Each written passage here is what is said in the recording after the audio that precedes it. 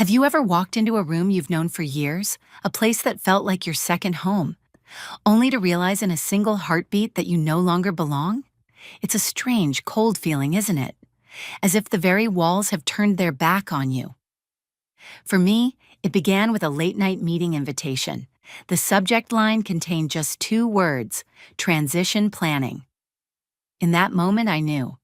15 years of my career, of early mornings and late nights, of building something that mattered, was about to be formally concluded in a 30-minute meeting I wasn't meant to walk away from. So if you're watching this right now, maybe in your car, maybe on your lunch break, just tell me one thing. Where are you listening from? Drop your city or country in the comments. I want to know how far this story travels. And if something in you recognizes something in this, stay with me. My name is Sarah Collins, and for 15 years as the Director of Supply Chain Operations, I had built my reputation on a single, unwavering principle. Logic can solve anything. It can find a truck in a snowstorm, reroute a critical shipment around a flood, and build a network of partners based on mutual trust, not just contractual obligation. Logic was my shield and my sword, but as I walked down the hallway to that conference room, I had a feeling that logic was about to be dismissed from the conversation entirely. The hallway was quieter than usual, the kind of heavy silence that makes you conscious of your own breathing. I paused at the door, which was slightly ajar. Inside, I could see the scene already laid out like a carefully staged play. There was the new Chief Executive Officer, Jordan Trent, a man who seemed younger than his polished reputation. He was impeccably dressed, his focus entirely on a leather-bound folder in front of him, as if it contained truths more important than the person about to enter the room. He didn't look up. Across from him, my mentee, Jason, was pouring himself a cup of coffee. It was from the pot I had brought in every Monday for the last 10 years. He saw me, I know he did, but his eyes quickly darted back to the dark liquid filling his cup. The third person at the table was the head of human resources. She offered a small, tight nod as I entered. It wasn't a greeting, it was an acknowledgement, the kind of gesture you make when a final, non-negotiable step in a process has just been initiated. I let the silence hang in the air for a moment longer than was comfortable, letting them feel the weight of my presence one last time before I took the only available seat. It was a spare chair, brought in from another room. The back was loose, and it sat just an inch lower than the others, forcing me to look up slightly at the people who had already decided my fate. It was a small detail, but it was intentional. The human resources manager began to speak, her voice steady and detached as she read from a prepared document. I recognized the language immediately. It was the sanitized, impersonal dialect of corporate change. Words like restructuring and streamlining and a more scalable future were deployed like surgical instruments, designed to remove a part of the organization without leaving a trace of emotion. I glanced over at Jason. He was no longer drinking his coffee. He was folding a paper napkin into smaller and smaller squares, his hands desperate for a task to perform. I had taught him how to read a logistics map, how to calm a panicked driver at 3 a.m, how to earn the trust of suppliers who valued a handshake more than a contract. Now, he couldn't even meet my gaze. Finally, Jordan Trent closed his folder. The sound was crisp, final.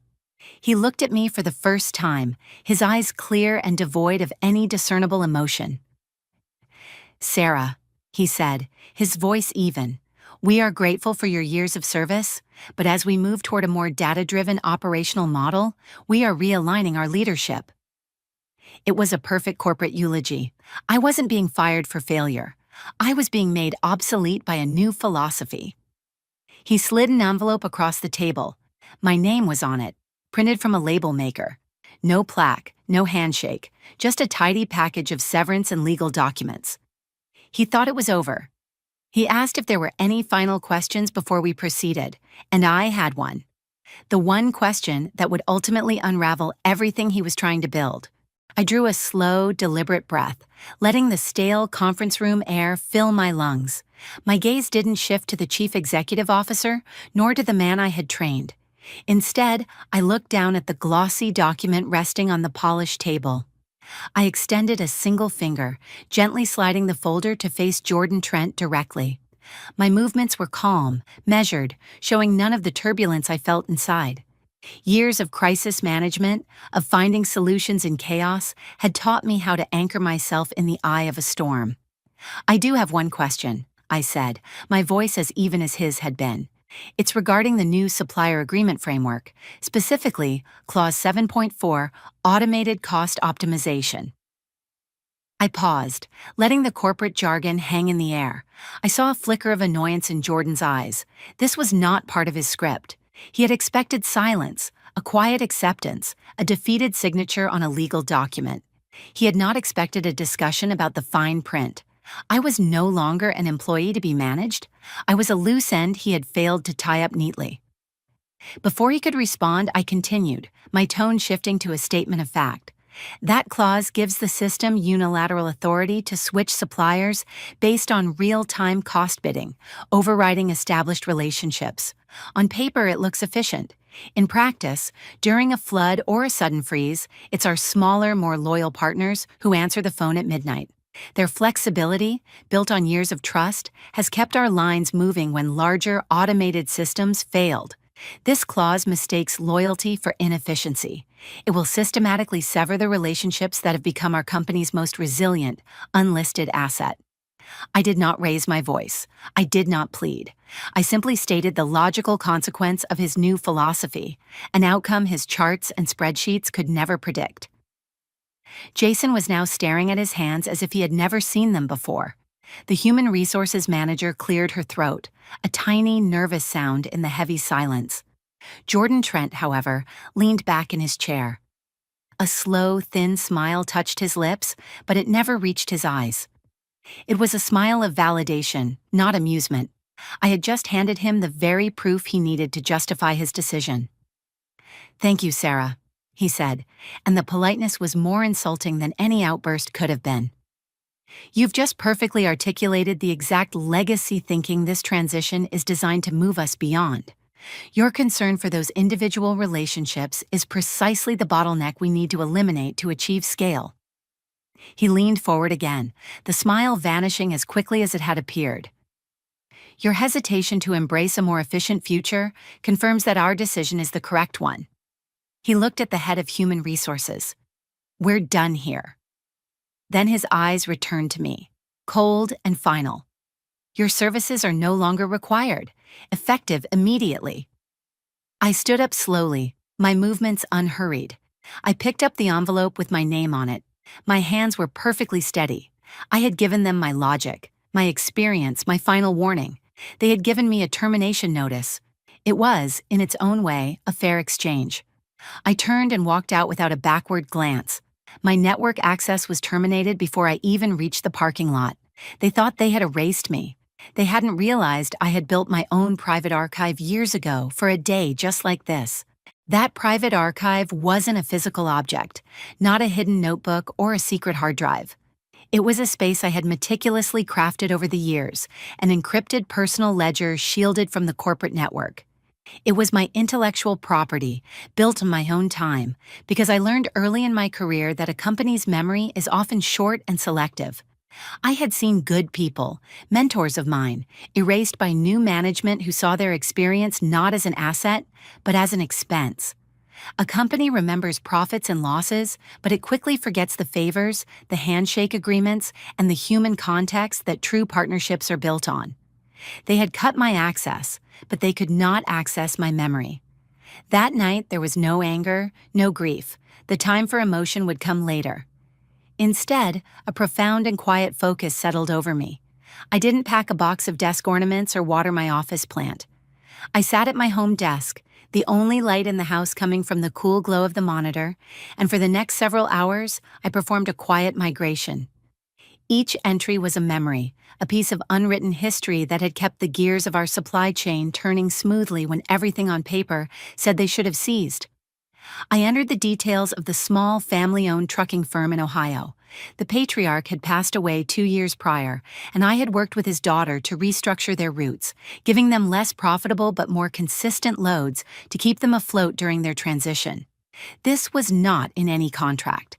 It was a bridge built of empathy, and it had earned us an unwavering loyalty that money could not buy. A loyalty that resulted in them taking an emergency shipment for us on Christmas Eve when no one else would. I chronicled the unwritten rule that for one of our most critical suppliers, all major decisions had to be discussed over the phone, never in an email, because the owner was old school and believed a person's word was their bond. This was the data Jordan Trent's new system could never hope to quantify. It was the art that surrounded the science of logistics, the human element that he had so carelessly dismissed as a bottleneck. As I saved the final entry, a sense of calm closure washed over me. I had preserved my life's work. My phone buzzed on the desk beside me, pulling me from my thoughts.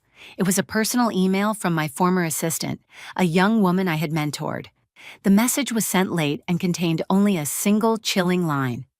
"They're already looking for your relationship files. I told them I didn't know what they were talking about." I felt a small, fierce pulse of gratitude for her courage. She was risking her own standing to give me a warning. They were already feeling the void. They just didn't know what shape it had. With my own legacy secured, I turned to my final task. I opened my personal email and began to write. One by one, I composed 37 individual messages to the key partners I had cultivated over 15 years. There was no mention of my termination, no hint of bitterness. They were simple, professional notes of gratitude, wishing them continued success and providing my private contact information should they ever need clarification on past work. It was a clean break, an act of closure. I sent the last email just before dawn. I didn't know that one of them, a simple courtesy, would be forwarded to the new man in my chair, Mark, and would be misinterpreted as the first move in a war I had no intention of fighting. For 3 days, there was only silence. The relentless rhythm that had governed my life for 15 years, the pre-dawn calls from the East Coast, the late-night texts from the West, had vanished. My mornings were no longer a race against the clock, but a slow, unfolding quiet that felt foreign and unsettling. I told myself this was the peace I had earned, a respite from the constant, low-grade hum of responsibility. But it didn't feel like peace. It felt like the unnerving calm in the air just before a storm makes landfall. I was waiting not for a call, but for the first tremor, the first sign that the structure I had so carefully maintained was beginning to feel my absence. It came on a Thursday afternoon. A number flashed on my screen that I knew by heart, one belonging to a supplier named Carl. He ran a small freight company out of Michigan, a crucial link in our Midwest corridor.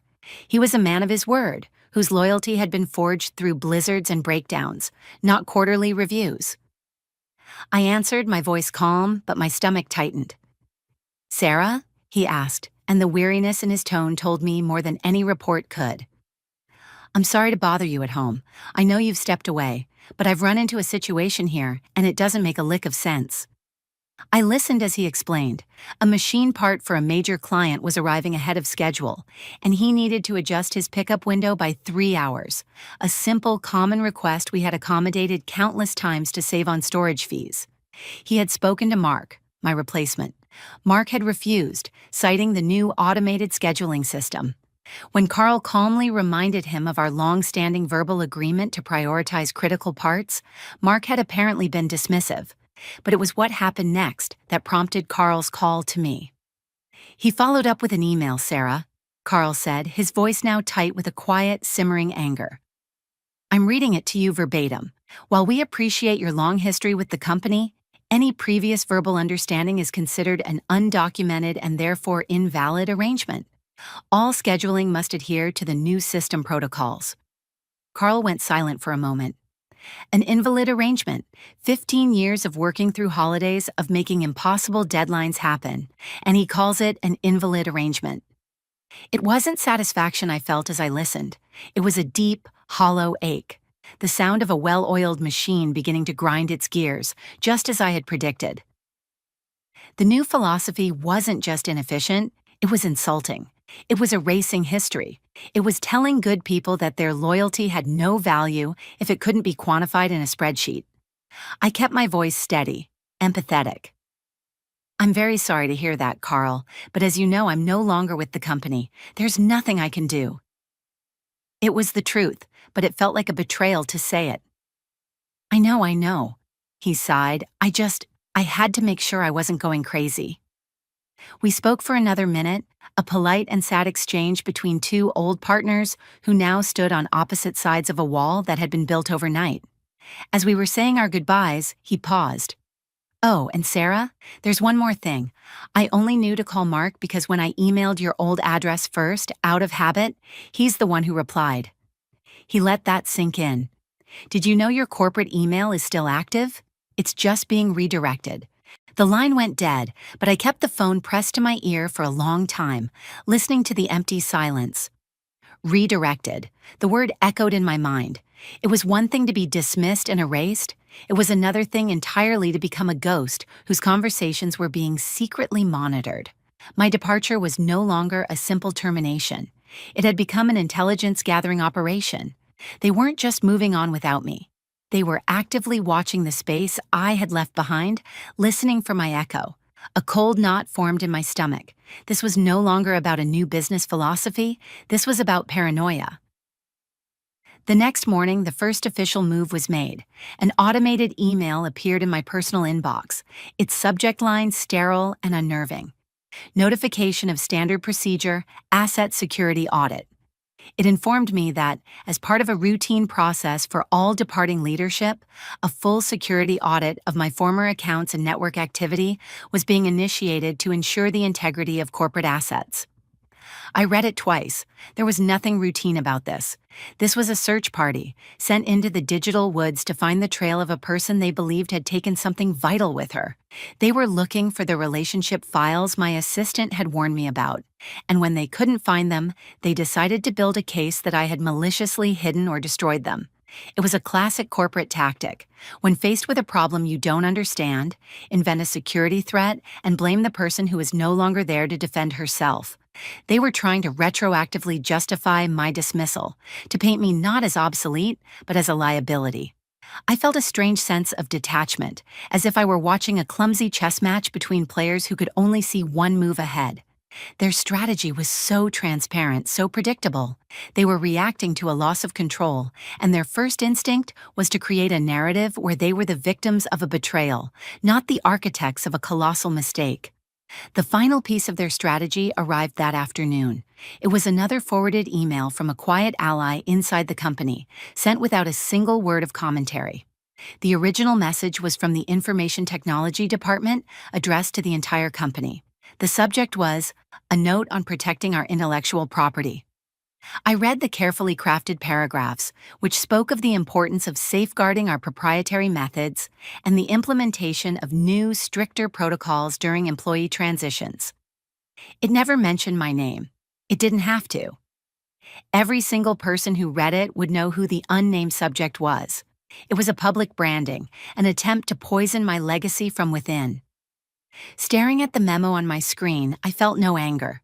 The emotion that rose up was something far colder, far clearer. It was contempt. Not for the insult, but for the sheer incompetence of the move. This wasn't a show of strength. It was a public declaration of fear. They were so terrified of the questions my absence was creating that they had to invent a villain. They were building a case against a ghost, but their hunt for my digital footprints was about to lead them straight to a landmine I hadn't even planted. I didn't have to wait long. The landmine I spoke of was not some forgotten file or a hidden email chain. It was something far simpler. It was their own arrogance packaged and delivered by a third party.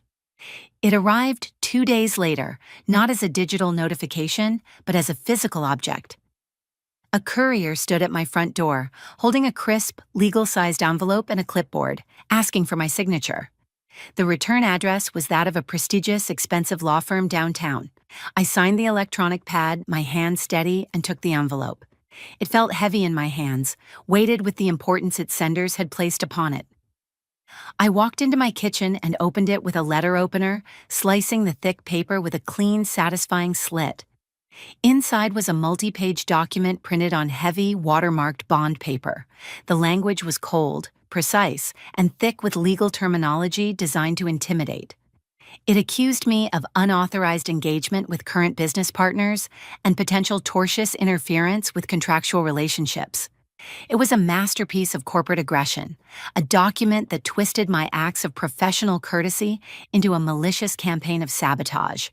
It demanded, in no uncertain terms, that I cease and desist all communication immediately. I read through the dense paragraphs, my mind not processing the threats, but rather analyzing the strategy behind them. This was Jordan Trent's definitive move to isolate me. By creating a legal threat, he was attempting to sever my final connections to the world I had built, to frighten me into a silence he could then control. He was escalating the conflict from the realm of internal memos and veiled accusations into the stark, unforgiving world of legal action. It was a bold move. It was also an incredibly foolish one. My eyes drifted to the bottom of the final page, just below the sweeping, illegible signature of the firm's senior partner. There, under the heading CC, was a short list of 3 names. They were not lawyers. They were the chief executive officers of 3 of our most critical long-term suppliers, including Carl's parent company.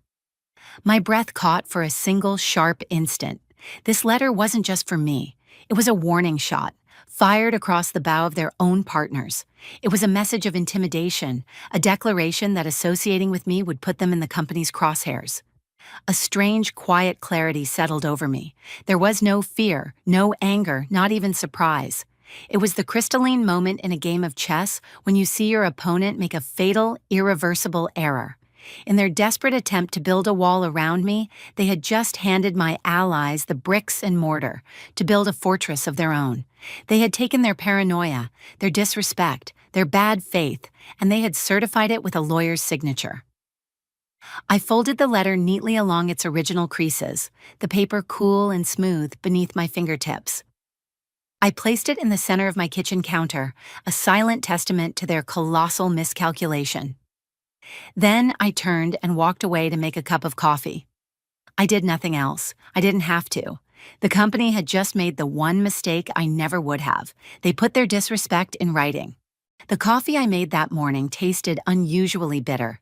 I stood in my kitchen, watching the sun cast long shadows across the floor, my eyes occasionally drifting to the letter on the counter. It lay there, a monument to their hubris.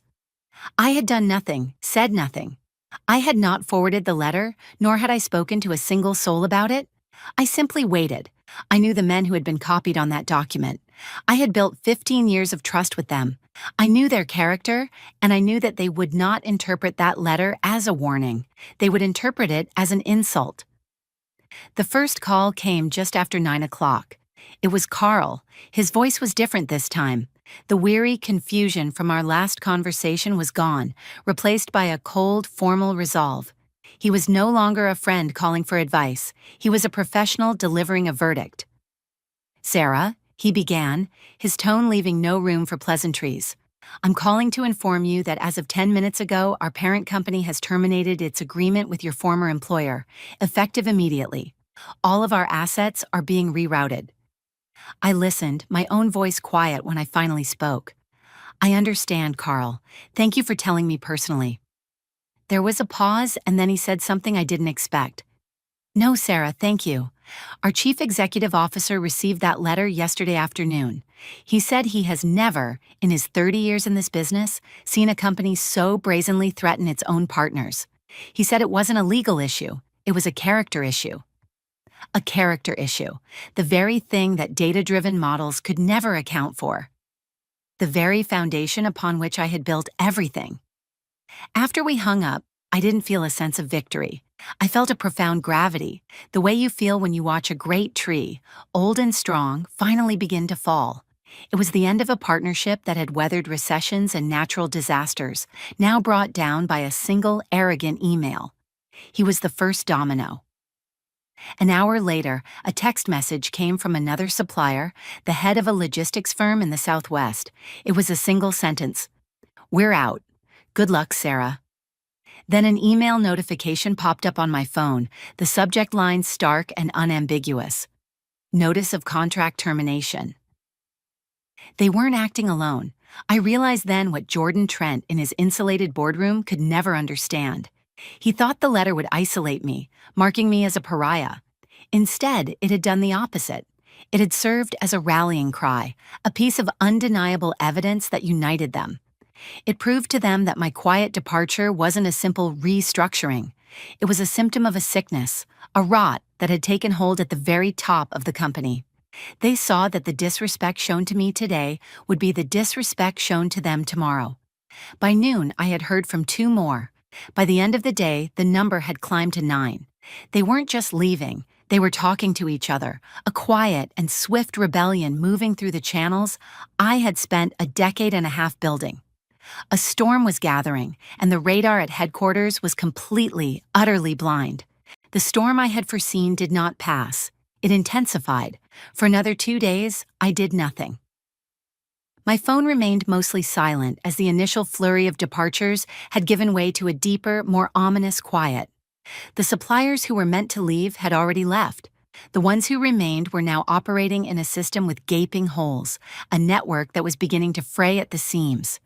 I could picture the chaos unfolding within the walls of that glass building. The frantic calls, the confusing meetings, the frantic search for answers in spreadsheets that could only report the problem, never explain its cause. Then, on Saturday evening, my phone rang. It was an unknown number, a private line with no caller identification. I knew, with a certainty that felt as solid as the ground beneath my feet, who was on the other end. I answered and waited. A man's voice, strained and stripped of its usual commanding tone, spoke my name. It was Jordan Trent. He skipped the pleasantries. He sounded like a man who hadn't slept in days.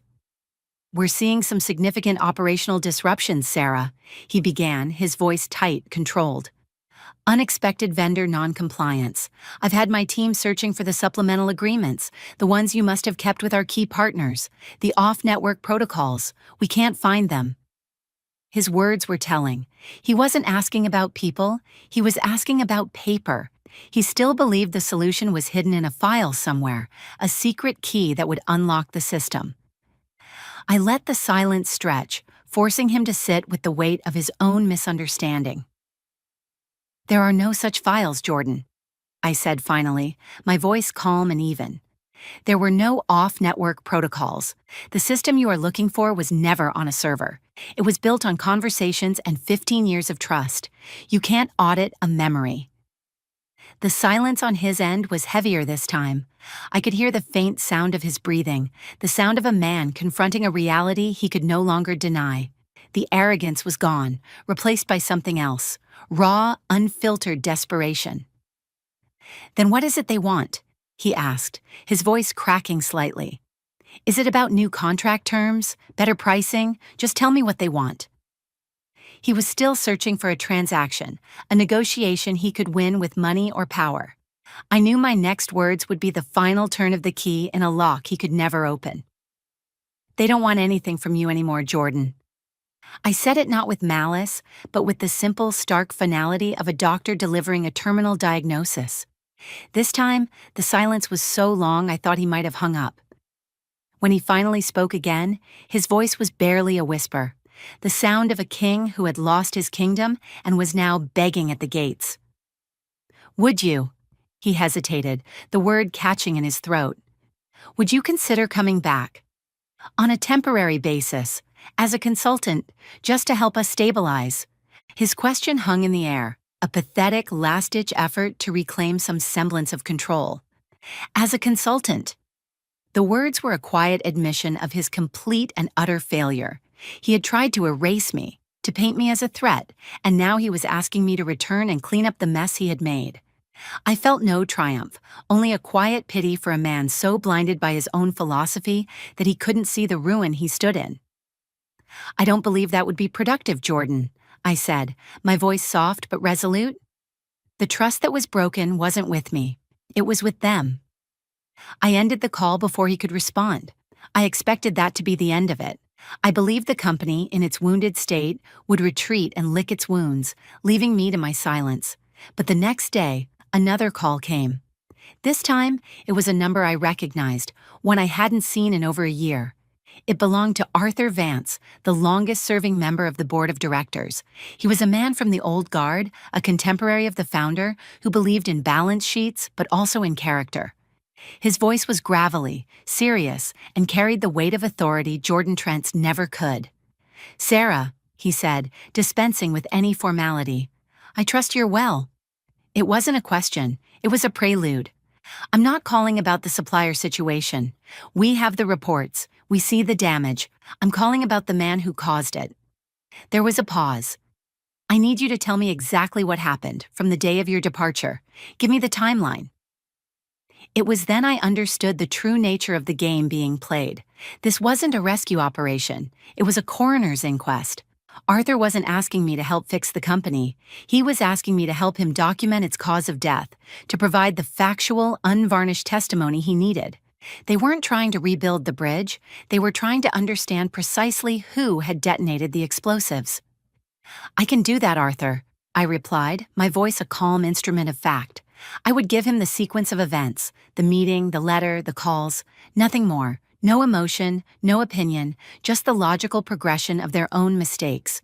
He told me the board was convening for an emergency session that evening. He wasn't asking for my help to save the company. He was asking for a sequence of events, a timeline, for the record. He was gathering the evidence needed to remove a chief executive officer. I sent Arthur the timeline that evening, a simple, factual account of events. I never heard back from him directly, but I didn't need to. A week later, a press release announced that Jordan Trent was stepping down to pursue other opportunities. The company I had given 15 years to was now a ship without a captain, adrift in a storm of its own making. They never asked me to return, and I would not have accepted. The structure itself was flawed, and my presence could not change that. A few weeks later, an email landed in my personal inbox. It was from a smaller, smarter competitor, a company I had always respected for its integrity. The message was short. It didn't offer me a job. It didn't ask me to be a consultant. It simply said, "We're trying to build something that lasts, a system based on people and trust. We heard you know how. Could we buy you a cup of coffee and just listen?" I stared at that message for a long time. It was everything the letter from the lawyers was not. It was an invitation, not a threat. It was an acknowledgement of value, not an accusation. They called the fallout at my old company an unexpected market correction. But I knew what it truly was. It was the price of forgetting that the most valuable assets in any system are the human connections, the loyalty, and the trust that are never listed on a balance sheet.